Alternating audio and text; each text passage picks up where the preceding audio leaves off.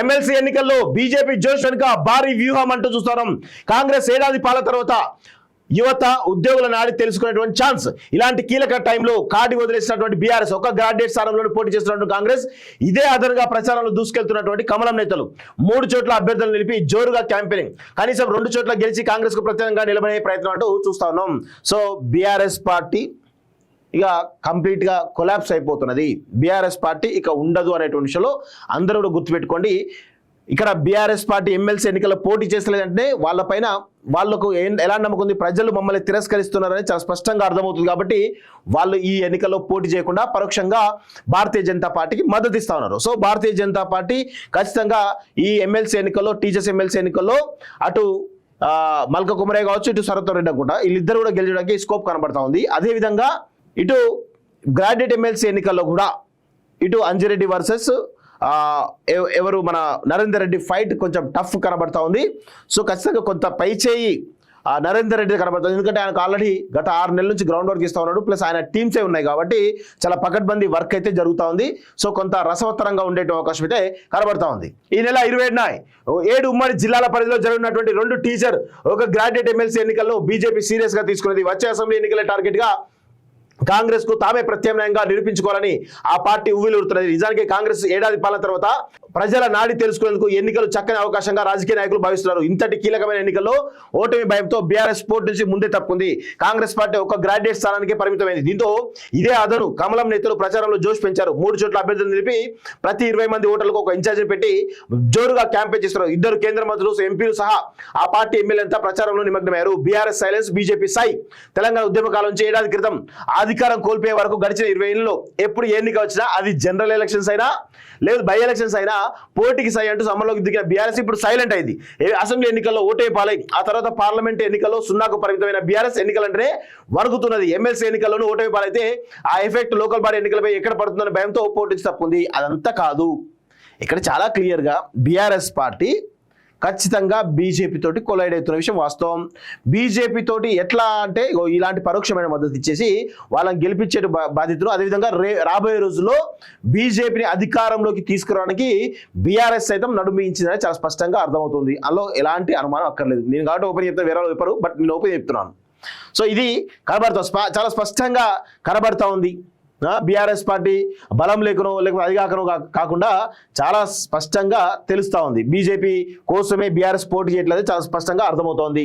ఓటమి భయంతో బీఆర్ఎస్ ఓటమి భయంతో కాదు, వాళ్ళు కేవలం బీజేపీని గెలిపించడానికి ఇప్పుడున్నటువంటి కేటీఆర్ పైన కేసులు, కేసీఆర్ పైన కేసులు తప్పించుకోవడానికి మేము మీకు ఎమ్మెల్సీ ఎన్నికల్లో పరోక్షంగా సహకారం చేస్తాం, దయచేసి మమ్మల్ని ఏమనొద్దు అని చెప్పేసి ఇటు కేటీఆర్ను ఇటు కేసీఆర్ను మధ్య వీళ్ళ కేసులు ఏవైతే తప్పించుకోవడానికి బీజేపీకి పరోక్షమైన మద్దతు తెలిపినట్టే అర్థమవుతా ఉంది. గత 5 ఏళ్ల కాలంలో రాష్ట్రంలో జరిగినటువంటి నాగార్జునసాగర్ ఉప ఎన్నిక మినహా దుబ్బాక, హుజురాబాద్, మునుగోడు బై ఎలక్షన్లో అప్పటి బీజేపీ రాష్ట్ర అధ్యక్షుడు బండి సంజయ్ నాయకత్వంలో ఆ పార్టీ పోరాడింది.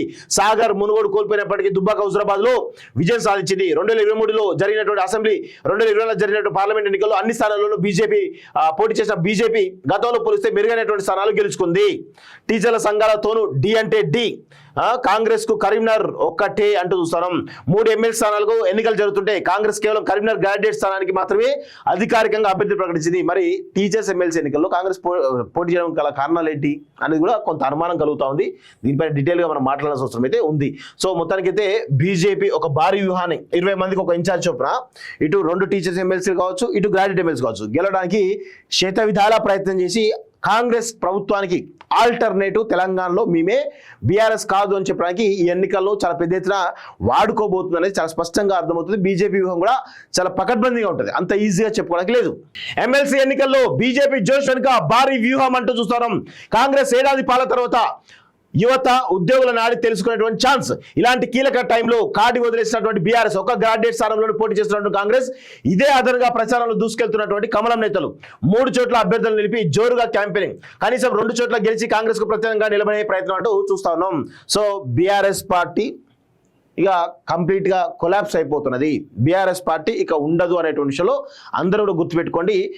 ఇక్కడ బీఆర్ఎస్ పార్టీ ఎమ్మెల్సీ ఎన్నికల్లో పోటీ చేస్తలేదంటే వాళ్ళపైన వాళ్లకు ఎలా నమ్మకం ఉంది, ప్రజలు మమ్మల్ని తిరస్కరిస్తున్నారని చాలా స్పష్టంగా అర్థమవుతుంది. కాబట్టి వాళ్ళు ఈ ఎన్నికల్లో పోటీ చేయకుండా పరోక్షంగా భారతీయ జనతా పార్టీకి మద్దతు ఇస్తా ఉన్నారు. సో భారతీయ జనతా పార్టీ ఖచ్చితంగా ఈ ఎమ్మెల్సీ ఎన్నికల్లో, టీచర్స్ ఎమ్మెల్సీ ఎన్నికల్లో అటు మల్క కుమరే కావచ్చు, ఇటు శరత్ రెడ్డి అనుకుంటా, వీళ్ళిద్దరు కూడా గెలిచడానికి స్కోప్ కనబడతా ఉంది. అదేవిధంగా ఇటు గ్రాడ్యుయేట్ ఎమ్మెల్సీ ఎన్నికల్లో కూడా ఇటు అంజిరెడ్డి వర్సెస్ ఎవరు మన నరేందర్ రెడ్డి ఫైట్ కొంచెం టఫ్ కనబడతా ఉంది.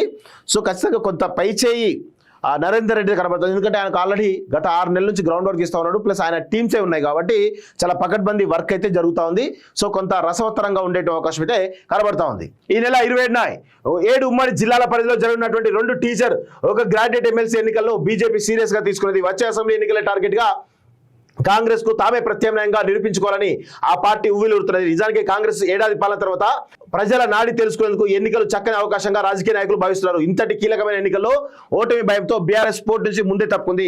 కాంగ్రెస్ పార్టీ ఒక గ్రాడ్యుయేట్ స్థానానికే పరిమితమైంది. దీంతో ఇదే అదను కమలం నేతలు ప్రచారంలో జోష్ పెంచారు. 3 చోట్ల అభ్యర్థులు నిలిపి ప్రతి 20 మంది ఓటర్లకు ఒక ఇన్ఛార్జిని పెట్టి జోరుగా క్యాంపెయిన్ చేస్తున్నారు. 2 కేంద్ర మంత్రులు, ఎంపీలు సహా ఆ పార్టీ ఎమ్మెల్యేలంతా ప్రచారంలో నిమగ్నమయ్యారు. బీఆర్ఎస్ సైలెన్స్, బీజేపీ సై. తెలంగాణ ఉద్యమ కాలం నుంచి ఏడాది క్రితం అధికారం కోల్పోయే వరకు గడిచిన 20 ఏళ్లలో ఎప్పుడు ఎన్నిక వచ్చినా అది జనరల్ ఎలక్షన్స్ అయినా లేదు బై ఎలక్షన్స్ అయినా పోటీకి సై అంటూ సమ్మలోకి దిగిన బీఆర్ఎస్ ఇప్పుడు సైలెంట్ అయింది.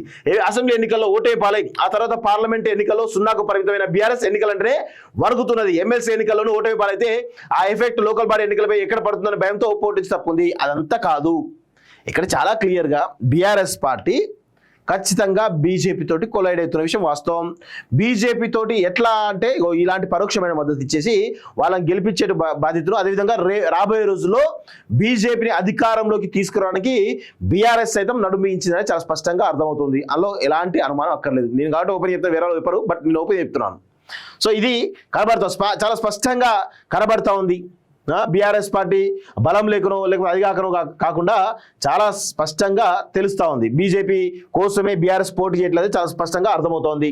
ఓటమి భయంతో బీఆర్ఎస్ ఓటమి భయంతో కాదు, వాళ్ళు కేవలం బీజేపీని గెలిపించడానికి ఇప్పుడున్నటువంటి కేటీఆర్ పైన కేసులు, కేసీఆర్ పైన కేసులు తప్పించుకోవడానికి మేము మీకు ఎమ్మెల్సీ ఎన్నికల్లో పరోక్షంగా సహకారం చేస్తాం, దయచేసి మమ్మల్ని ఏమనొద్దు అని చెప్పేసి ఇటు కేటీఆర్ను ఇటు కేసీఆర్ను మధ్య వీళ్ళ కేసులు ఏవైతే తప్పించుకోవడానికి బీజేపీకి పరోక్షమైన మద్దతు తెలిపినట్టే అర్థమవుతా ఉంది. గత 5 ఏళ్ల కాలంలో రాష్ట్రంలో జరిగినటువంటి నాగార్జునసాగర్ ఉప ఎన్నిక మినహా దుబ్బాక, హుజురాబాద్, మునుగోడు బై ఎలక్షన్లో అప్పటి బీజేపీ రాష్ట్ర అధ్యక్షుడు బండి సంజయ్ నాయకత్వంలో ఆ పార్టీ పోరాడింది.